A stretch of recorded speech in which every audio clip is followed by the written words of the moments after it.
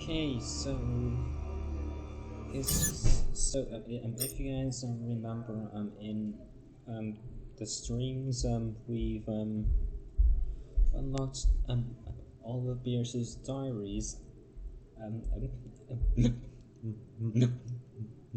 by tracking all the levels, which yay.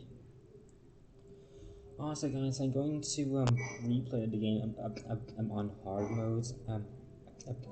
I will start streaming that straight after this video. Okay, but anyway, now let's listen to Bierce's diaries. Those idiots at RKO wouldn't even give me a screen test. Selznick looked me in the eye and said he already had a dozen girls like me. Wondered why I wanted to be a movie star when I had a rich husband to take care of me. I told him that was the whole point of marrying the fat pig in the first place. Edgar is having another one of his degenerate parties tonight. I caught him in the bedroom laying out his black robe in that ridiculous goat mask he got from the prop department. He and his friends like to pretend they're such devils, dressing up and spouting mumbo-jumbo out in the garden at midnight.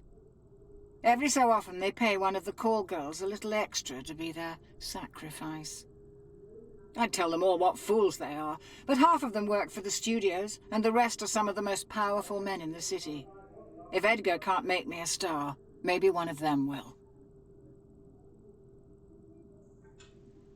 Okay, boy, Bierce.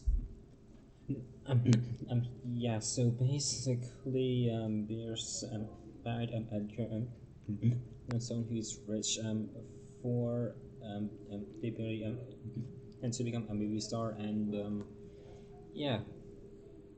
There was someone new at the party last night. A dark, handsome man with a strange accent. I took him for a European. Maybe one of Lugosi's Hungarian friends. He didn't seem all that interested in the festivities. Didn't drink or even take much notice of the girls. When the robes came out and the warlocks headed out into the garden, he seemed more amused than anything else. Somehow, we ended up out on the veranda, sharing a smoke and listening to the drunken chants echo across the hills. I finally learned his name. Victor. At some point in the conversation, I asked him what he thought about black magic. I suppose I was trying to shock him, or maybe it was just the djinn talking. He said that people took such things seriously where he came from.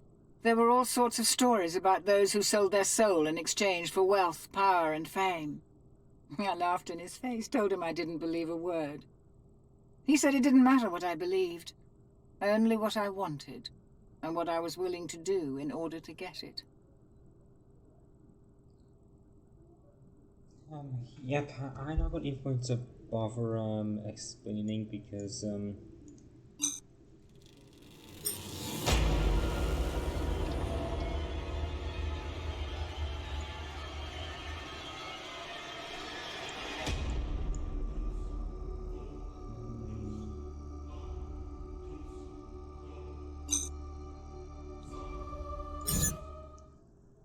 okay, yep, I can't find a way to zoom in on the screen, which is unfortunate, but anyway. Diary number 3. I had my first screen test today. MGM called, out of the blue, and asked me to come read for a part opposite James Cagney. I barely remember how it went. I think I stumbled over most of my lines, but no one cared. They loved me. Every single person on that lot hung on my every word. It all happened just as Victor said it would. I've learnt so much over the last few months. I didn't want to believe at first, but Victor has shown me time and again. At every moment of every day, we are surrounded by hidden forces beyond our darkest dreams. They watch, and they listen. And if we call to them with the proper words at the proper times, they will respond. And if we give them the gifts they crave, they offer gifts in return. Victor has shown me the ritual. I know all the words by heart. All we need is a sacrifice. None of Edgar's tramps will do. But the maid has a daughter that might do nicely. Yep, yep, they're going to sacrifice the maid's daughter, and Yep, and they're going to summon someone quite special, and I think we, and I think we all know who that might be, don't we? The feel of the knife in my hand. The words of the ritual echoing across the ballroom. The crash of thunder and the screams of the sacrifice. It's been a month, but every detail is still etched in my mind, as though it happened only last night. I called, and Malak answered. He listened to my plea and tried to bargain with me, as Victor said he would. There I was, knife in hand, dickering with a demon, while a girl's blood soaked into my slippers. Finally, we came to an arrangement. 7 years and a day.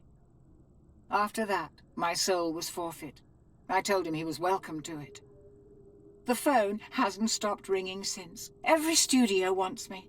I've entertained movie stars, politicians, and industrialists. Edgar doesn't know what to make of it, and I don't much care. I've got what I want. I don't need him anymore. Victor has disappeared. The day after the ritual, he emptied out his apartment and left. No one knows where he's gone. Yep, Victor left. I don't know why he left, but yeah. And the last one. Let's see. Selznick wants me in his next picture. Says he'll give me anything. I told him I won't get out of bed for less than 5 million, and if he wants me on set, he'll get Bogart to star with me.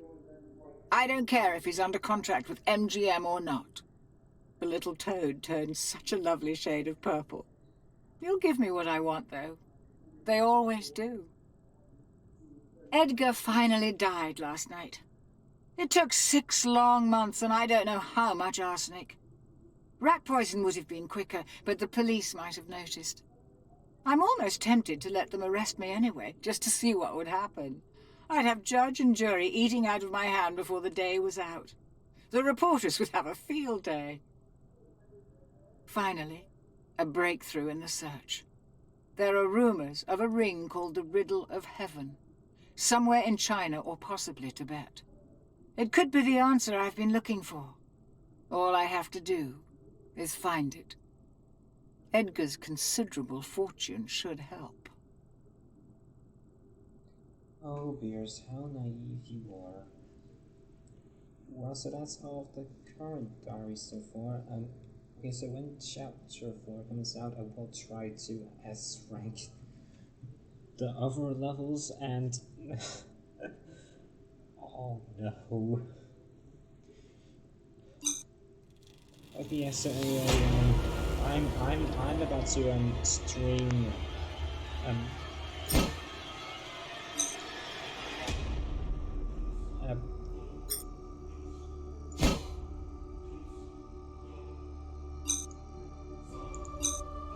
okay, yeah, so I'm going to do that in the next episode, and hopefully I can get back to where I was, and yeah, bye guys.